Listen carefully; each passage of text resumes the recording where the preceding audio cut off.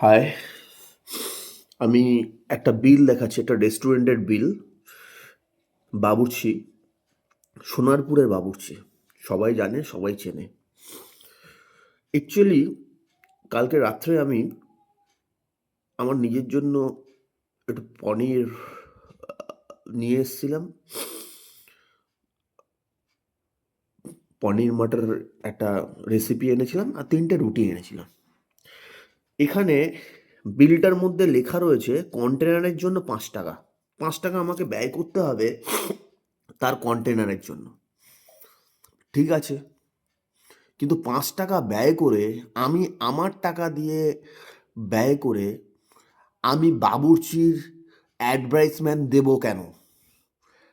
এই কন্টেনারটার মধ্যে বাবুর্চি লেখা রয়েছে, তার ফোন নাম্বার লেখা রয়েছে, তার ঠিকানা লেখা রয়েছে।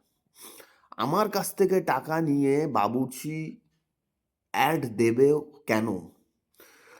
বিগ বাজার থেকে শুরু করে এখন যারা প্লাস্টিক, ক্যারি ব্যাগ যা কিছুর জন্য টাকা নেয়, তারা সেই আইনটা মানে সেই তাদের ব্র্যান্ড বা তাদের কোম্পানির নাম, তাদের কোনো কিছুই সেই প্লাস্টিকে দেয় না।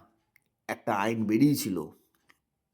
তাহলে তুমি ফ্রিতে দাও, তাহলে তোমার জিনিস আমি বহন করব, নেব, অ্যাড দেব, ফোন নাম্বার, ঠিকানা সব দেব। তাহলে এই ৳৫ যেখানে লাল লাল কালিতে অ্যারো করা আছে, সেই ৳৫ আমি বহন করব, আমি দেব এবং তার অ্যাড আমি আবার দেবো। কেন দেব? কেন দেব?